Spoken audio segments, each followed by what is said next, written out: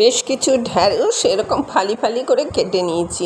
এবার এর মধ্যে জিরে, ধনে, নুন, চাট মশলা, শুকনো লঙ্কা গুঁড়ো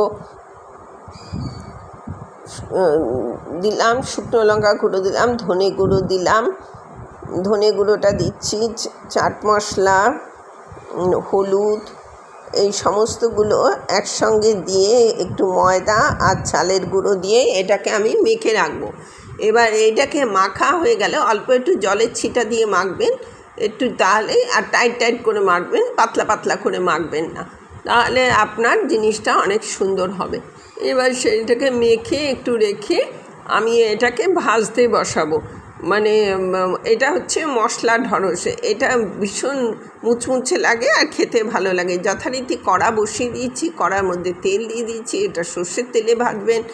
আর ঢ্যাঁড়সটা আগে ধুয়ে নেবেন, কারণ ঢ্যাঁড়স কাটার পরে ধোবেন না।